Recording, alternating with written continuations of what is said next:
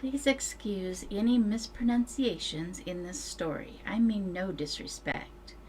This story is about Aaron Mitchell Anderson, who vanished from Pine City, Minnesota on April 7, 1989.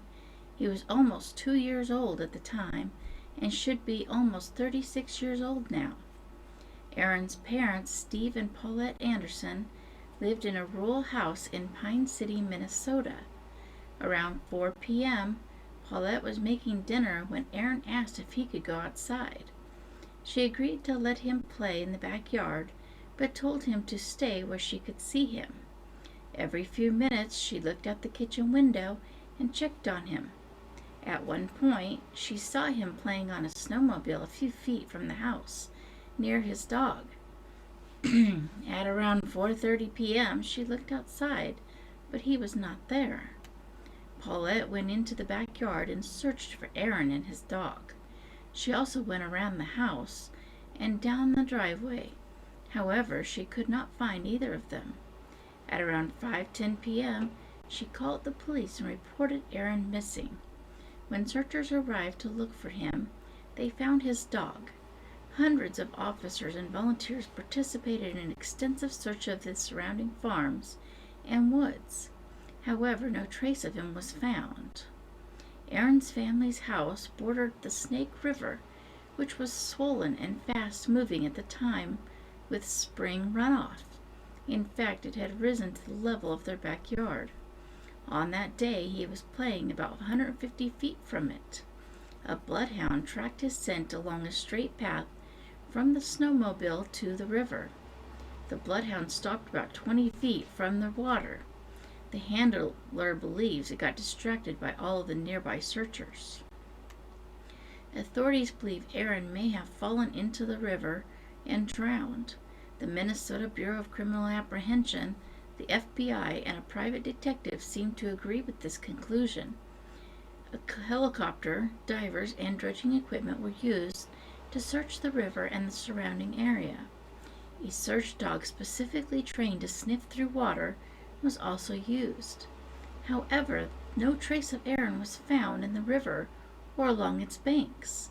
Authorities tossed a dummy the same size and weight as him into the river to test the currents. It was recovered about 200 yards downstream.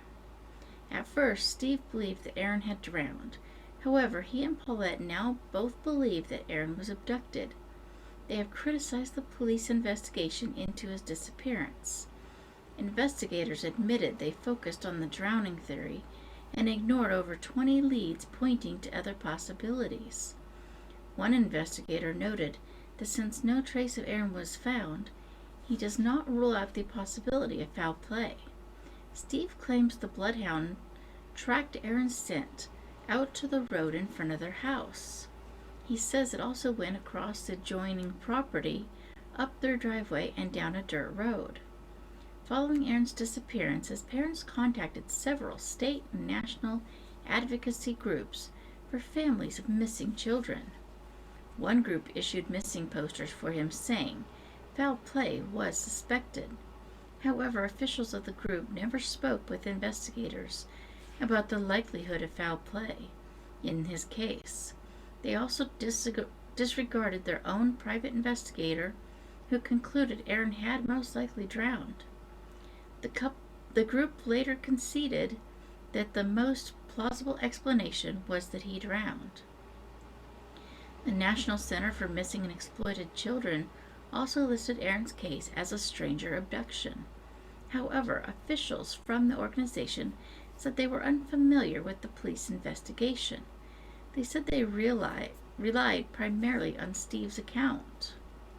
Aaron's parents believed that a neighbor couple in their 60s and the couple's daughter were responsible for his abduction. However, they have not provided any specific evidence to support their theory other than their belief that the neighbor did not like them. At one point, Steve placed a sign on his lawn facing the neighbor's backyard, demanding that they bring Aaron back now. The neighbors said they felt harassed and threatened. They said whenever they went outside, Steve would start target shooting in his backyard.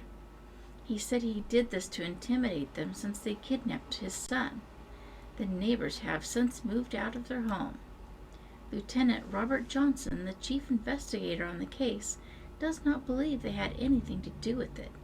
He notes that they did not have the means nor motive to take Aaron. He also does not support foul play. He believes Aaron went into the river. There have been hundreds of reported sightings of boys resembling Aaron.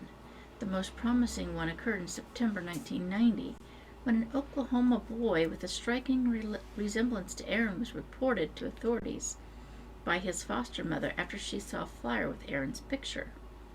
The boy was abandoned and underweight. Social services could not find a birth certificate for him to support the claim that he was the son of a Tulsa woman. He was also the right age and had birthmarks and other physical characteristics that matched Aaron's. After viewing the boy, Paulette thought he could be Aaron, but Steve was not sure. DNA tests eventually determined that the boy was not Aaron.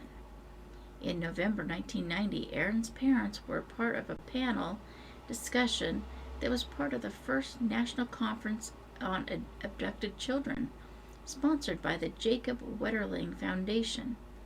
Jacob's parents were also part of the panel. Aaron's parents also signed an advocacy agreement with the foundation, allowing it to promote the cause of finding Aaron. His parents later cut ties with the foundation, claiming that its funds were being unequally distributed among cases. Jacob's parents denied the claims. They noted that the foundation centers on education about child safety and abduction prevention. It does not focus on finding children.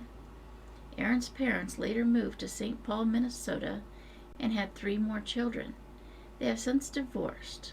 In 2019, Paulette signed up for Ancestry.com and submitted her DNA in the hopes that Aaron has done the same. They still continue to search for him and hope that he is alive. Aaron is a white male with light brown hair and blue eyes. Aaron has a small white birthmark on the lower right side of his abdomen, points on the back of his ears, a prominent forehead, and an enlarged head. He was wearing a Pampers diaper, a half-red, half-yellow sweatshirt with a puffy dinosaur on the front, light gray corduroy pants with red checkered flannel lining and cuffs, a gray ski jacket, and red and green tabs, a white knit hat with green snowflakes and green ear flaps, brown plastic snowmobile boots with nylon tops and liners, and possibly gray socks. I would like to believe that someone raised Aaron no matter how he came into their custody, and he has survived for the last 34 years, and I hope someday he will be found safe. If anybody has any possible leads in this case, please check out the contact information in the description. Thank you.